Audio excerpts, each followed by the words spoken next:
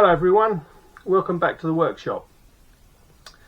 I've got the wheels back from the powder coaters, so I'm going to take you around the bike and I'll show you what I've been up to. So the bike's been completely stripped down. It's been stripped down more than this, and I have started putting it back together. I took the swing arm off. Obviously the wheels came off and all the fairings, etc. But I took the swing arm off because I wanted to clean the back of the engine as much as I could. I mean, I don't know whether it's coming out the way it is in real life, but it's certainly a lot cleaner than it was when I took it apart. I mean, just to give you an example of how dirty things were, this is the rear shock, which is an absolute bloody disgrace. I'm not sure the bike's ever been cleaned properly, probably ever, or certainly in the last 10 years.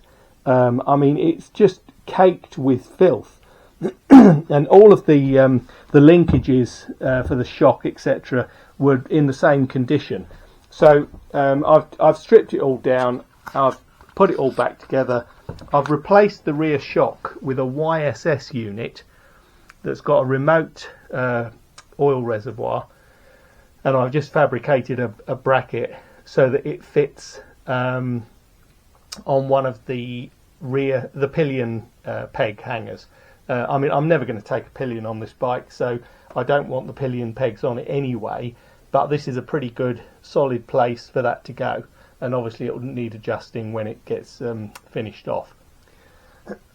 So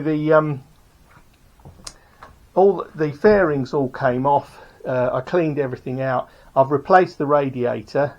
I saw I mean, the radiator worked, and it was okay, but it was a bit scruffy, and there was quite a lot of stone damage to the element. So I thought, while it's all apart, I'll replace it.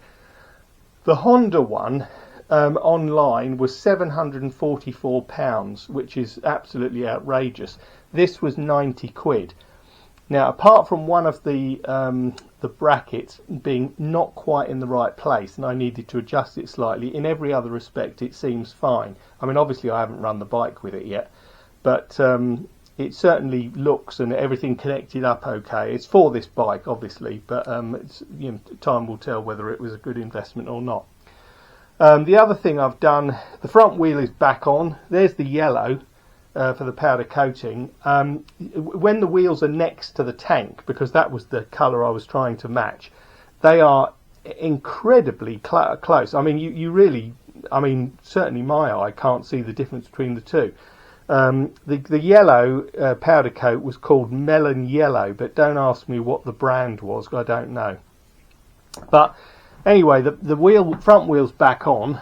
The Galfa discs are on. I noticed when I had the bike first on the paddock stand that the front wheel rotated very reluctantly, and I read on one of the Facebook forums that other people had encountered this, and someone suggested that the wheel had been put back on the wrong way round, which obviously is easy to do. The wheels are marked as to which is the direction of rotation, but if you weren't aware of that, then it'd be easy to put it on wrong. But now, I mean, it spins absolutely beautifully, so no problem there. What am I waiting? I'm just waiting to put the mudguard back on. It had an extender fender on it, which I've taken off of the old one. I've got new bodywork. Actually, let's talk about the bodywork. So the bodywork arrived from China, and I've mentioned in a previous video that I was really impressed with the quality. This back section, this is the Chinese bodywork, and I think, I mean, you'd struggle to know it wasn't OE. Incredible. I mean, it's absolutely beautifully finished, perfect. I put a cowl on it. I mean, I actually got another cowl. I'll show you the one I got. This one here, and I could not, for the life of me, get it to fit the bike. and so I gave up, and I've got a different one now that fits over the back seat, so it uses the original mechanism. And what I'm going to do is I'm going to paint this, because the whites clearly don't match. I'm going to paint this yellow, the same colour as the tank. So it might be too much yellow, but we'll see. We'll see how it turns out. The other thing I've done is I've fitted I'll show you, I've put LED light bulbs in the rear light, so they are super bright. I like people knowing I'm there. I don't want to be rear-ended by a car driver. And I've fitted a fast flicker brake module, so that's what that does, and then it stays solid. I've had these on other bikes. They're very cheap. They're here, cost about £4, and they're absolutely brilliant. I need to put one on my other bike here for that. So that's probably about it, really. Once I get the O-ring for the rear wheel, I can put the back end back together. The extender fender that is going on the new Chinese front mudguard is currently being glued. That's why I haven't finished it off. When I've done that, then I'll put the mudguard back on, and then I'll strip the calipers, get some new pads in there. I've bought Galfa pads to go with the Galfa discs, which you can see here, and I'll put that all back together. And then what else am I waiting for? I'm waiting for the Kellerman indicators, the Kellerman LED indicators. And the reason why I don't want to put all this back together is because this is the relay for the indicators on the bike, and the Kellerman kit replaces this relay so that it all works properly. So I don't want to put everything back and then find I've got to take it apart again. So I'll wait for that, and then once I've got that back together and I can get the bike more settled on the ground, I can then start getting the heated grips on, because I can't do that at the moment because I can't turn the handlebars, and I just want to make sure it doesn't foul anything when I do that. And then for the dash, I need to just fabricate a little bracket here to take the gear indicator, heel tech gear indicator, which will go around here somewhere, and also my critically important temperature gauge. So that's about it. My next job is getting the bearings in the rear wheel. So I will get on with that now, and then you can watch what I'm doing there. So rear wheel, this is the sprocket side. Now I need to insert the bearing, so I need to just make sure it's nice and clean inside. There's no paint or powder coating from the powder coaters left in there, so it should be fine. So a bit of grease. Now you should be the best way to insert these is to use a socket, which is, this is the bearing that's got to go in. So ideally you want a socket that just sits on the outside rim of the metal bearing. This one is too big, so it doesn't go in. But I do have a hole cutter which fits fine, so that will sit on the edge. I've used this for the front wheels, so if I just place that there and then put that on there, put me specially designed piece of wood on the top, and let's see how we get on.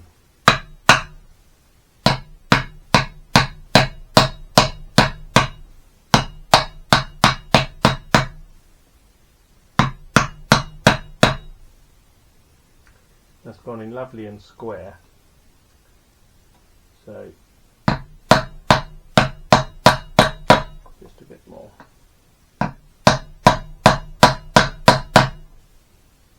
Now on this side there is no dust seal because the sprocket goes on here, and there's an O-ring which goes on there for this, for the sprocket to marry up with. Now unfortunately the O-ring is on back order, which is very annoying, from Honda, so I've actually ordered another one just off of eBay, the right dimensions, so if the Honda one doesn't turn up in time I'll use the eBay one. So let's now do the other side. Same thing, except this one is bigger. Must not forget to put in the spacer. That would be une catastrophe, as they say in Wales. So let's just make sure the spacer's ready to go in. And there it goes. So now we put in the bearing, slightly bigger bearing. So obviously I can't use this because it's not big enough to go on the edge, but I do have a 32mm socket which just fits on the edge of the bearing, so that should do absolutely fine. Yeah, the only thing I'm not quite sure of is whether that should... oh, there it is. There it is. I was worried that the spacer wasn't sitting low enough, but I just hadn't located it properly. So now it's sitting nice and snug. So let's knock this one in. Hopefully this one will go in smoothly as well.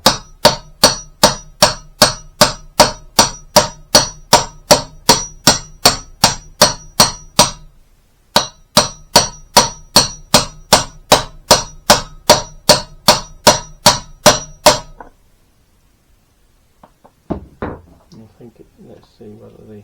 oh yeah, the dust seal's fine, and the spacer is just loose enough, maybe just a touch more, but to be honest it just sounds like it's in the right place. The spacer shouldn't be tight, it should be, you should be able to move it, because of course when you want to get the bearings out you need an edge on the bearing to knock the bearing out, as you've seen from my previous video. So we'll just put a little bit of grease on there, and then the dust seal, because there is a dust seal this side, should hopefully just slot in, and indeed it does. There, that is super dupes. So that is the bearings in. And now I just need to get the disc on. So the new disc. I bought a new one. I'll show you the old one. The old one is here. You can see it's massively scored. I mean, I'm really not sure what the heck the previous owner had been doing with the back brake. I don't think I've ever seen a back brake disc so scored. I mean, you can really feel the scores here. Astonishing. I mean, unless they had no front brake for whatever reason, and they decided the only way to stop was using the back one. But I mean, it's quite astonishing. Quite astonishing.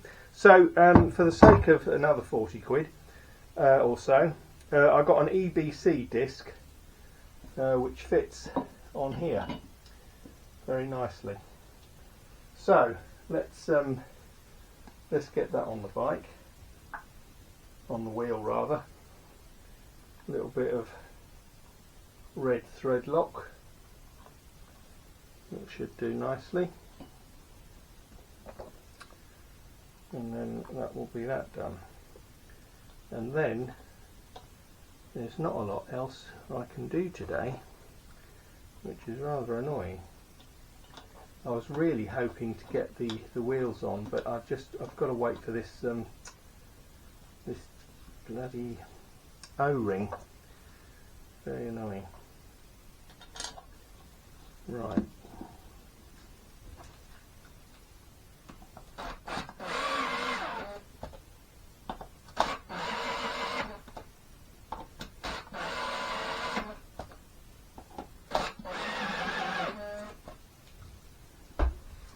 And then a quick tighten up with